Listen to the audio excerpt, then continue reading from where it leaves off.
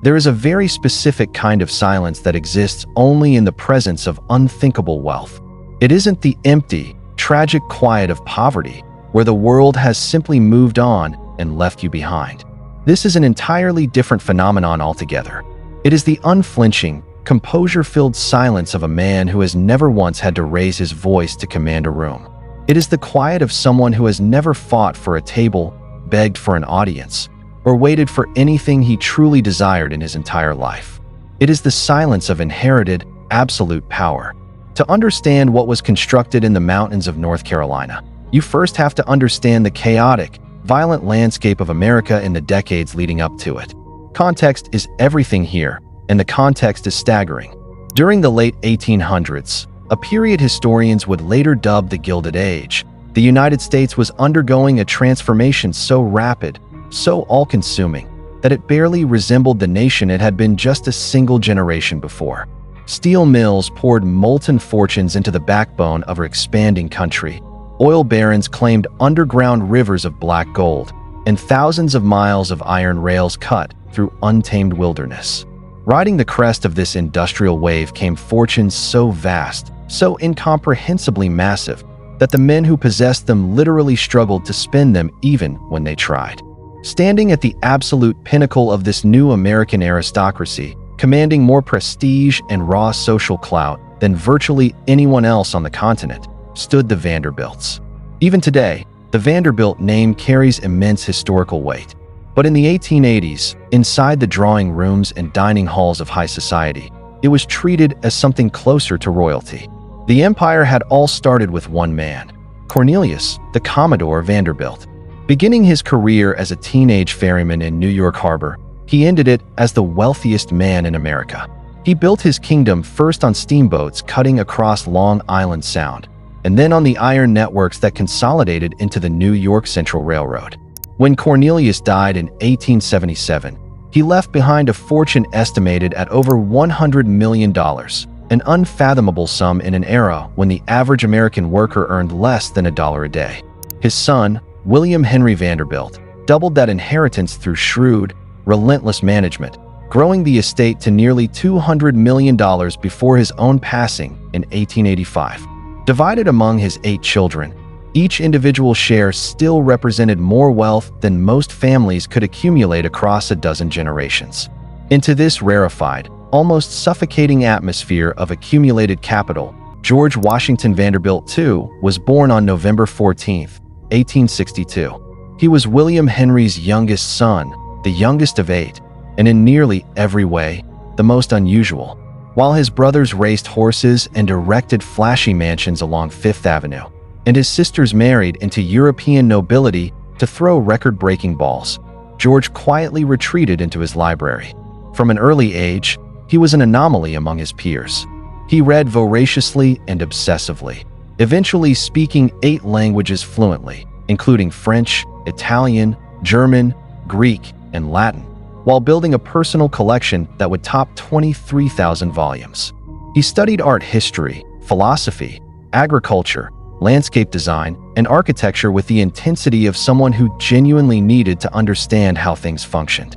When he traveled extensively throughout Europe, he didn't view ancient cathedrals or Loire Valley chateaus as mere scenic backdrops for wealthy tourists. He analyzed them as masterworks of human ambition. Reserved and deeply intellectual, he was quiet in a culture that celebrated noise, choosing the right to be left alone with his thoughts above all public spectacle. Yet, the Vanderbilt blood ran deep within him, along with a capacity for grand, sweeping vision. He simply chose to point that ambition in a completely unprecedented direction. In 1887, at 25 years old, George visited a mountain resort in Asheville, North Carolina, alongside his mother. Looking out across the Blue Ridge Range, something fundamentally shifted within him. He returned to Asheville repeatedly, transitioning what began as a casual visit into a deliberate mission. At nearly 2,000 feet above sea level, the mountain air felt cool and sharp, almost medicinal compared to the suffocating summer heat of New York or Newport. The way the light fell across the vast peaks made human ambitions feel both small and paradoxically meaningful. Vanderbilt decided this was where he would build his life's work. He didn't just buy a plot or a few hundred acres, he bought the mountains themselves. Through various real estate agents, Vanderbilt methodically purchased tract after tract from local landowners until he acquired over 125,000 acres, nearly 200 square miles of forest, ridgeline, river valley, and peak. To put that in perspective, his private property was roughly the same geographical size as the entire city of Philadelphia. Stand in the center of a football field and try to picture 200 square miles stretching outward in every direction, owning every tree, stream, and horizon line as far as the eye can see. Yet, land was merely the canvas. Vanderbilt didn't want a standard Gilded Age mansion. His family had already built plenty of those in New York and Newport. He wanted a complete, self-contained private estate that could rival the historic country seats of England and France. He envisioned a domain with its own working farms, managed forests, villages, infrastructure, and self-sustaining economy. A place where scientific agriculture and beauty existed in perfect equilibrium. To pull off something never before attempted on American soil, Vanderbilt hired the best talent in the world. His first major decision was recruiting Richard Morris Hunt, the most celebrated architect in the country.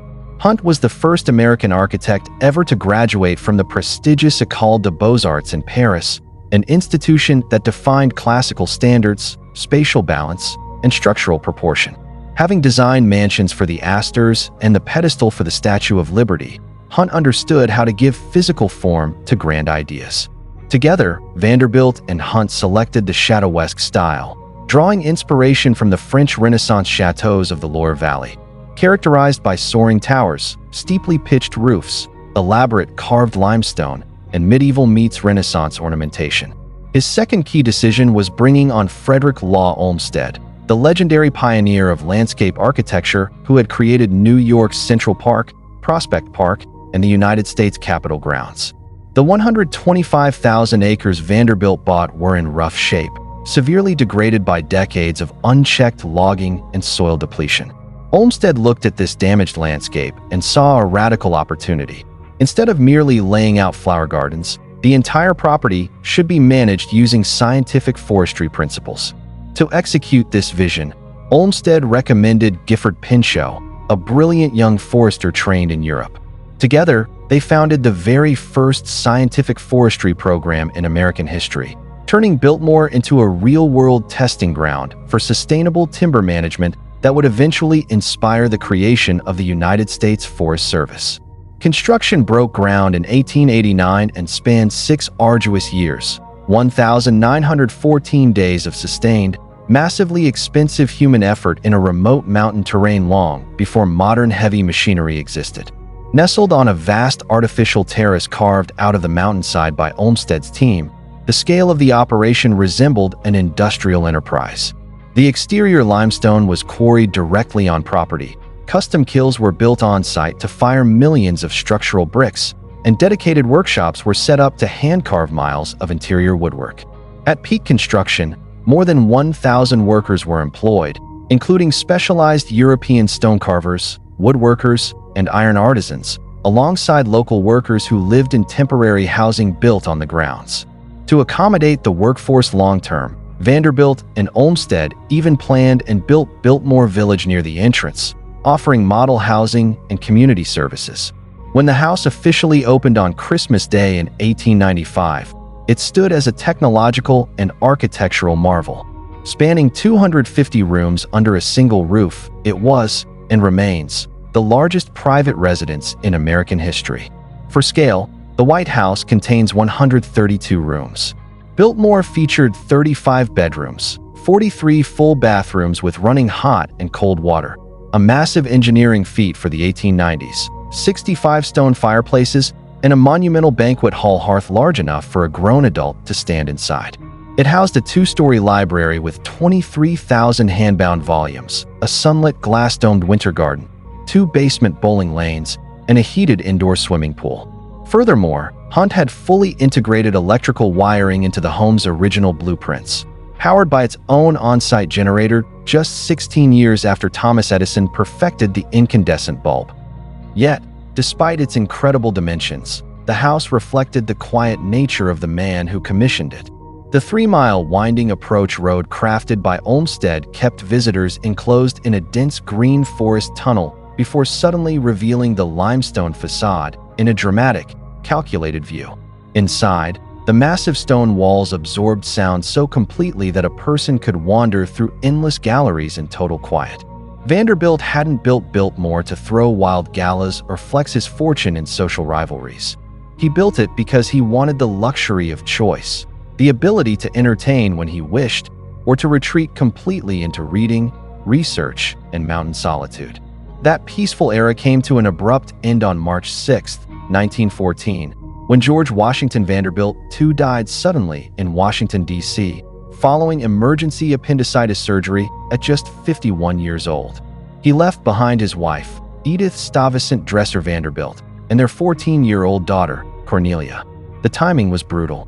The era that created Biltmore was rapidly disappearing, squeezed by the introduction of the federal income tax in 1913, soaring estate taxes, and the economic fallout of World War I. Maintaining a 250-room home with dozens of full-time staff was becoming financially crushing. Edith Vanderbilt took decisive action to stabilize the family estate while fulfilling her husband's environmental goals. In 1914, she sold roughly 87,000 acres of the property to the federal government for a modest sum, forming the primary footprint of the Pisgah National Forest and enshrining the estate's forestry legacy into national public policy. However, as the Great Depression hit in the 1930s, keeping the physical house operational became even more difficult. While many other Gilded Age mansions were being demolished and salvaged for materials, Cornelia Vanderbilt and her husband, John Cecil, made a game-changing decision in 1930. They opened Biltmore House to the paying public. The public response was instantaneous. People traveled from all over to experience the craftsmanship, history, and raw scale of the estate. Opening the doors saved the property, converting it from a private residence into an enduring public monument. Today, more than 1 million visitors pass through the gates every year. Biltmore has transformed into a thriving hospitality and tourism business, complete with hotels, restaurants, and a successful winery built on former farmland, while remaining 100% privately owned and operated by George Vanderbilt's direct descendants. The ultimate irony of Biltmore is how its story turned out. An introverted, private man spent millions to build a secluded mountain refuge from the world, only to accidentally create one of the most famous, photographed, and visited historic landmarks in American history. The mega-fortunes of the Gilded Age have long since been taxed and divided, and the Fifth Avenue mansions have turned to dust under modern skyscrapers. Yet Biltmore endures, standing quietly in the Blue Ridge Mountains, a monument built for one man's privacy that ended up belonging to everyone.